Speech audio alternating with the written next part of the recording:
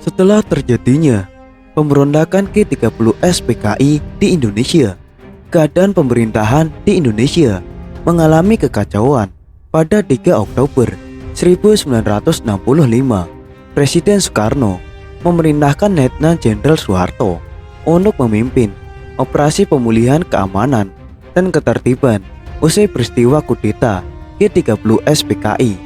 Soeharto kemudian bergerak membentuk Komando Pemulihan Keamanan dan Ketertiban atau Kopkamtib. Pada 10 Oktober 1965, Kopkamtib dibentuk dengan tujuan utama untuk memulihkan keamanan dan ketertiban akibat peristiwa pemberontakan G30S PKI. Kegiatan-kegiatan ekstrim dan kegiatan subversi lainnya. Tugas lain Kopkamtib adalah mengamankan kewibawaan pemerintahan beserta alat-alatnya dari pusat sampai dengan daerah dalam rangka mengamankan, melaksanakan Pancasila dan Undang-Undang Dasar 1945. Tak lama berselang, keluarlah surat perintah 11 Maret atau Super Semar sebagai penanda masa peralihan kekuasaan dari Soekarno kepada Soeharto. Surat ini berisi perintah yang menginstruksikan Letnan Jenderal Soeharto selaku Panglima Komando Keamanan dan Ketertiban Pangkopkamtib untuk mengambil semua tindakan yang dianggap perlu. Tindakan yang diambil bertujuan untuk mengantisipasi situasi keamanan pada saat itu. Setelah Super Semar terbit, PKI kemudian dilarang dan dibubarkan. Soeharto juga mendesak Soekarno memecah sejumlah menterinya yang teridentifikasi kiri. Soekarno tentu menolaknya, tapi ia juga tak bisa berbuat banyak karena kuasanya sudah terkikis oleh Super Semar. Legend Soeharto kemudian memerintahkan Panglima Kodam Jaya, Majen TNI Amir Mahmud, mengawali Presiden Soekarno dari Istana Merdeka ke Istana Bogor. Untuk alasan keamanan pula, Bung Karno meminta agar semua pos RPKAD kini Kopassus yang ada di titik-titik yang akan dilewati harus disingkirkan dalam tugas pengawalan itu. Soeharto menyisipkan misi khusus kepada Amir Mahmud. Secara pribadi, Pak Harto memerintahkan saya untuk mencari tempat persembunyian para menteri itu, terutama Subandrio, harus ditemukan, ujar Amir Mahmud dalam autobiografinya Prajurit Pejuang. Subandrio adalah salah satu dari menteri-menteri yang sempat meminta perlindungan ke istana. Sebagian besar kalangan Angkatan Darat menilai Subandrio berafiliasi dengan PKI setelah melaporkan bahwa jalur perjalanan steril dari pengawasan RPKAD. Amir Mahmud melancarkan misi khususnya.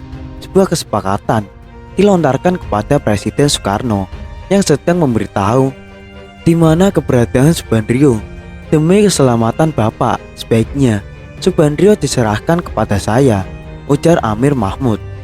Dalam keadaan tertekan, Soekarno terpaksa memberitahu posisi Subandrio sembari menitip pesan agar Amir Mahmud jangan membunuhnya.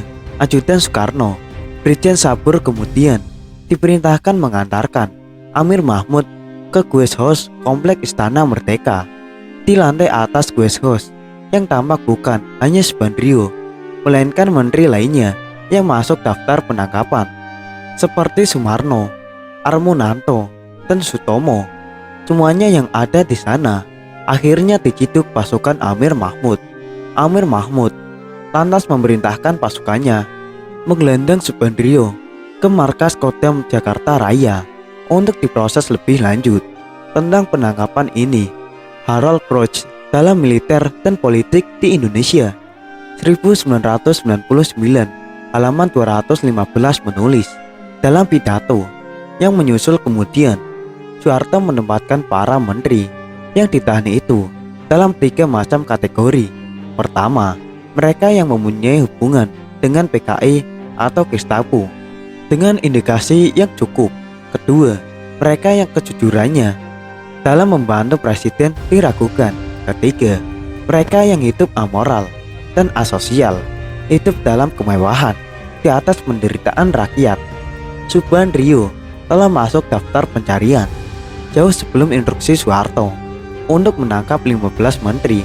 Komandan RPKAD Kolonel Sarwo Edi Wibowo telah mengerahkan pasukan tanpa inisial untuk memburu Subandrio sejak akhir Februari 1966. Subandrio menjadi target penangkapan karena lewat sejumlah pidatonya. Subandrio menolak keterlibatan PKI di dalamnya, dan ketika aksi demonstrasi untuk membubarkan PKI memuncak, Subandrio mengeluarkan pernyataan yang menyulut konflik lebih tajam, yaitu membalas teror dengan kontra teror. Subandrio yang memegang 3 jabatan strategis boleh dikatakan seorang politis ulung. Dalam kabinet Wikora, dia menjabat wakil perdana menteri 3, merangkap menteri luar negeri, dan kepala Badan Pusat Intelijen atau BPI. Karena politik Subandrio yang cemerlang seketika runtuh setelah G30S PKI terjadi, Subandrio juga dituduh comrade in arms-nya PKI dan terlibat dalam peristiwa berdarah itu. Di media, citranya pun memburuk. Ia dilabeli sebagai Durna yang licik, gembong Orde Lama, bahkan dicap komunis. Namun Kemal Idris, Panglima Kostrad saat itu, meragukan bila Subandrio teridentifikasi PKI. Dia, Subandrio, memang bermaksud menjadi tokoh politik yang besar, sedangkan satu-satunya cara yang bisa menjadikan dia tokoh politik hanya melalui PKI. Tapi apakah dia 100% PKI? Buat saya, sebenarnya dia hanya ikut-ikutan saja, ujar Kemal dalam bukunya yang berjudul Bertarung dalam Revolusi. Angkatan Darat kian memusuhi Subandrio, mengingat dirinya sebagai tangan kanan Presiden Soekarno di tengah kecamuk gerakan anti-Soekarno. Subandrio menjadi orang pertama yang menghimpun kekuatan massa pendukung Soekarno sebagai Barisan Soekarno. Hubungan dekat Subandrio dengan Bung Karno di satu pihak dan tuntutan massa menggayangnya di lain pihak membuat aparat intelijen dan keamanan cukup cemas. Juga Sugomo, perwira intelijen Kostrad saat itu, mengkhawatirkan jika seandainya massa ataupun pihak-pihak tertentu yang balas dendam lantaran sakit hati bertindak nekat, misalnya membunuh Subandrio. Bila hal itu terjadi, bukan tidak mungkin Bung Karno akan marah besar dan membela Subandrio habis-habisan. Itu berarti menyulut perang saudara yang sulit diperhitungkan kapan akan berakhir. Mengatasi Subandrio betul-betul ibarat menarik benang dalam tepung tanpa tepungnya berantakan. Setelah Subandrio ditangkap, perkara Subandrio lalu disidangkan dalam Mahkamah Militer Luar Biasa pada 1 Oktober 1966, bertepatan dengan penetapan Hari Kesaktian Pancasila oleh Soeharto. Sidangnya yang digelar di gedung Bappenas dibarengi unjuk rasa ratusan orang. Terlepas dari kesalahan-kesalahan Subandrio, sebagian kalangan melihat sidang itu sebagai cara Orde Baru menyingkirkan orang-orang Soekarno secara legal. Bagi Subandrio, pengadilan itu tak lebih dari sandiwara. Mereka gagal membunuh saya secara terang-terangan di sidang kabinet 11 Maret 1966. Toh mereka bisa membunuh saya secara konstitusional di pengadilan sandiwara ini, ujar Subandrio dalam memoarnya Kesaktianku tentang G30S PKI. Naik banding dan kasasi, saya tempuh sekedar semacam refleks menghindari kematian. Namun upaya hukuman itu percuma saja, sebab pengadilannya saja sudah sandiwara. Pada 25 Oktober 1966, Mahmilub kemudian menjatuhkan vonis mati terhadap Subandrio dalam kapasitasnya sebagai kepala BPI.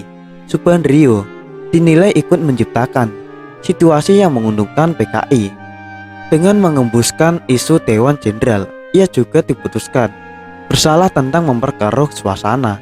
Usai G30S dengan pernyataannya, teror harus dibalas dengan kontra teror. Tindakan pidana subversi itu dapat terlihat pada perbuatan-perbuatan tertuduh yang dengan maksud-maksud nyata merintangi pemulihan keamanan yang dibebankan pada pundak Pak Harto. Subandrio juga mencoba mengembalikan atau setidak-tidaknya mempertahankan potensi PKI atau G30S PKI, mengurangi arti G30S. Semua tujuan dan perbuatan tertuduh itu ternyata paralel dengan kepunyaan PKI. Tulis Kompas 26 Oktober 1966. Namun nasib mujur masih menyertai Subandrio yang tercatat sebagai duta besar Indonesia pertama untuk Inggris. Reputasi Subandrio sebagai duta besar dan menteri luar negeri menghindari dirinya dari senapan regu tembak kawat dari Presiden Amerika Serikat Lyndon B. Johnson dan Ratu Inggris Elizabeth, mengintervensi proses hukum Subandrio dan mengubah vonisnya menjadi penjara seumur hidup. Selama hampir 30 tahun, Subandrio menjadi penghuni penjara di sel isolasi, terpisah dari narapidana lain sebagai tahanan politik, mulai rumah tahanan Salemba, LP Cimahi, dan LP Cipinang. Di masa-masa itu, Subandrio mengalami depresi pada tahun 1978 ketika masih berada dalam penjara. Anak tunggal Subandrio, Udoyo, meninggal karena serangan jantung. Tak lama kemudian, istri Subandrio, Urustiati, menyusul.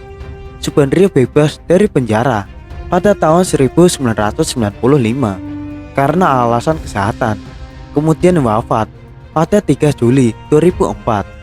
Itulah kisah penangkapan yang dilakukan terhadap Subandrio, seorang tangan kanan Soekarno yang dipenjara pada pemerintahan Soeharto. Subandrio juga sempat dicerca sebagai durna dalam G30S PKI. Awalnya vonis terhadap Subandrio adalah hukuman mati, namun karena desakan Presiden Amerika Serikat dan Ratu Elizabeth, vonis Subandrio menjadi penjara seumur hidup. Setelah keluar dari penjara, Subandrio sempat menerbitkan memoir yang berjudul Kesaksianku tentang G30S. Dalam memoir setebal 80 halaman tersebut, Subandrio juga membeberkan cacat yang dimiliki oleh Soeharto sebagai serangan balik atas pemenjaraannya